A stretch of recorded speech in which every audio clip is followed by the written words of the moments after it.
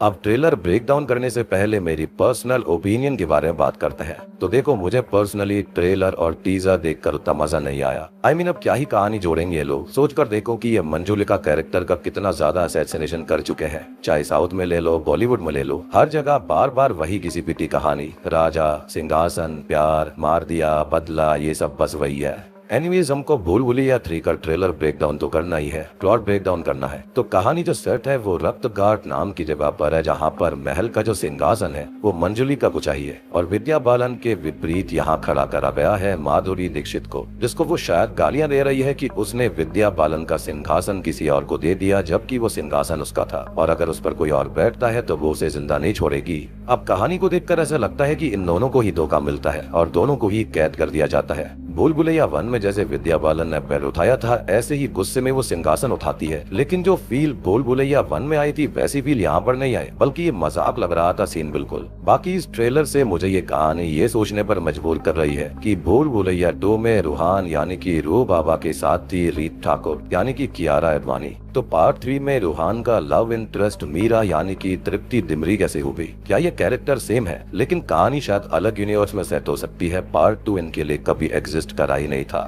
लेकिन फिर जब हम छोटे पंडित समेत बाकी 2 कैरेक्टर्स को देख पाते हैं जो कि पार्ट 2 के अंदर थे, जो कि रूहान को पाखंडी बुलाते हैं, तो इससे यही लगता है कि ये पार्ट 2 वाला ही रूहान वाला कैरेक्टर है। तो इसके चलते हम ये सोचने पर मजबूर जरूर होते हैं कि रीत का आखिर हुआ क्या उनका ब्रेकअप हो गया या फिर क्या। बाकी यहाँ भूल भुलैया 2 जैसे ही सेम वही कार्तिक आर्यन से हंसाने वाले डायलॉग्स जो कि बिल्कुल नहीं हंसाते, वही डांस स्टेप्स और रोमांटिक सॉन्ग्स विद तृप्ति डिमरी। और मैंने नोटिस किया है कि एनिमल मूवी के बाद से तृप्ति की पॉपुलैरिटी बढ़ तो गई है, लेकिन उनको रोज अब इसी टाइप की मिल रहे हैं। लाइक तृप्ति ने बुलबुल और कला जैसी आइकॉनिक मूवीज भी करी है, लेकिन वही है ना कि हम ऑडियंस को जो पसंद आता है फिर एक्टर एक्ट्रेस भी उसी हिसाब से ढल जाते हैं। एनीवेज, जैसा मैंने शुरू में कहा था कि रूहान रू बाबा बनकर सबको बेवकूफ बना रहा है, सबसे पैसे ऐंठ रहा है, और हम इसी पल में मजनू भाई की फेमस और आइकॉनिक घोड़े वाली पेंटिंग को भी देख पाते हैं। ये काफी अच्छा मोमेंट था ट्रेलर का, लेकिन अब इसी के चलते उसको आना पड़ता है रक्त घाट पर, जहाँ तृप्ति से उसकी मुलाकात होगी, प्यार होगा, और जो गलती उसने पिछली मूवी के अंदर करी थी वही वो इस मूवी के अंदर करेगा, जैसे कि मंजुलिका की कैद वाला दरवाजा खोल देना। ऐसे उसके हिसाब से आत्माओं से डरना नहीं चाहिए, उनका फायदा उठाना चाहिए। लेकिन लास्ट मूवी में तो अंजुलिका की आत्मा रियल थी, तो क्यों उसको यकीन नहीं है या फिर वो फायदा ही उठाना चाहता है। मतलब देख रहे हो कहानी का कैसे गोबर करा गया है।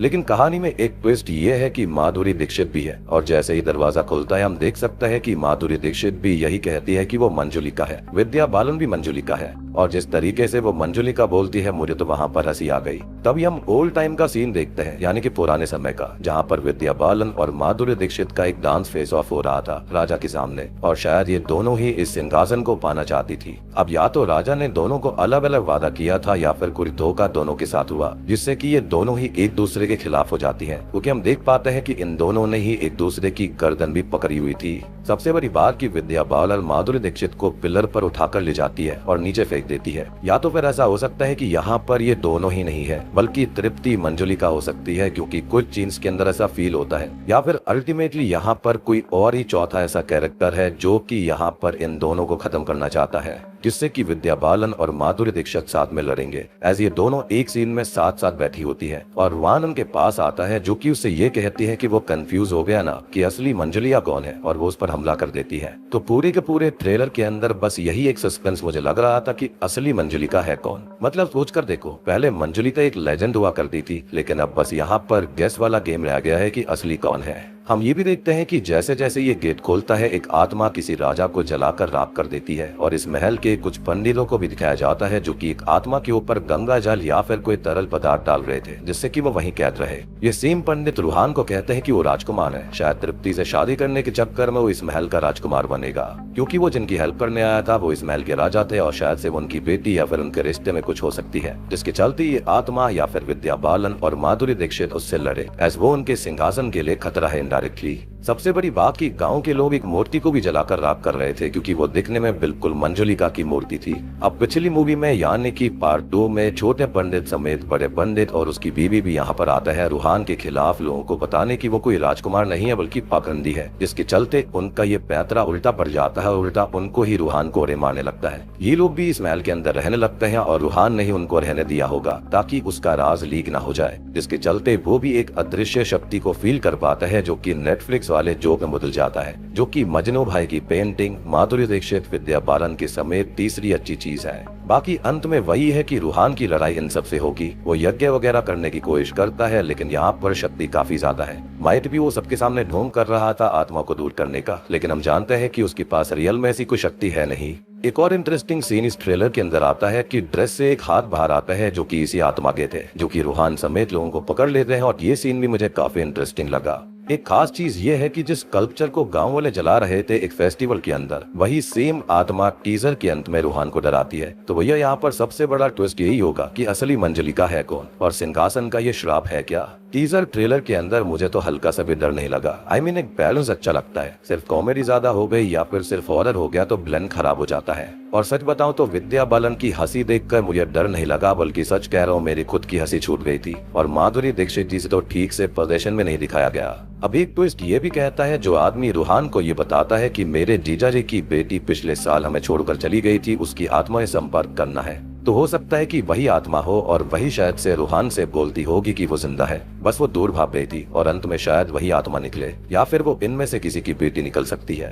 इस ट्विस्ट को लेकर बहुत कुछ किया जा सकता है और यहीं पर डायरेक्टर्स बाजी मारकर हम सबको गलत साबित कर सकते हैं और मैं सच में चाहता हूँ कि मैं गलत साबित हो जाऊँ, मूवी बहुत बड़ी हिट हो, काफी इंटरेस्टिंग हो। अब अक्षय कुमार के कैमियो के बारे में भी कुछ इन्फॉर्मेशन नहीं है, कोई कंफर्मेशन नहीं है कि कैमियो होगा या फिर नहीं। जो खबर आ रही है उसके हिसाब से जो कैमियो नहीं है। अब देखो स्त्री 2 के अंदर तो पता नहीं था कि ऐसा होगा, लेकिन अक्षय कुमार का कैमियो था, लेकिन यहाँ पर ऐसा होगा नहीं होगा क्या है पता नहीं। और सोचो ये कितना वायरल हुआ कि जो स्त्री 2 के अंदर जो महल वाली कहानी थी वो इससे जोड़ दी जाए तो कितना इंटरेस्टिंग हो जाएगा, लेकिन आई बिलीव कि ऐसा नहीं होने वाला, क्योंकि ऑब्वियस ही बात है दोनों सेम यूनिवर्स में लाई नहीं करते हैं। लेकिन जस्ट सोच कर देखो कि अगर ऐसा होता है तो कितना ज्यादा वायरल होने वाला है।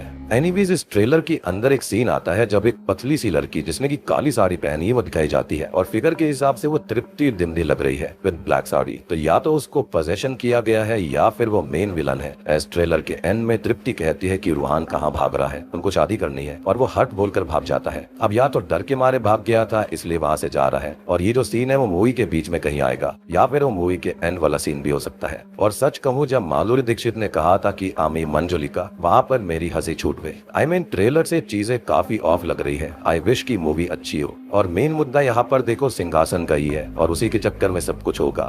सो सिंहासन का ट्विस्ट और मंजुलिका कौन है ये मेन ट्विस्ट ही इस मूवी को बचा सकते हैं, अदरवाइज मूवी तो भगवान भरोसे है, क्योंकि उस वक्त मेरे हिसाब से सिंघम रिटर्न्स भी आने वाली है। मूवी का रिलीज डेट है 1 नवंबर। तो आप मुझे कमेंट में बताना कि आप ये मूवी देखने जाओगे या फिर आप इसको नेटफ्लिक्स के ऊपर देखोगे, क्योंकि इसके अंदर जो नेटफ्लिक्स वाला जोक था वो इनडायरेक्टली सजेस्ट करता है कि ये कहाँ पर आएगी, यानी कि नेटफ्लिक्स OTT पर आएगी।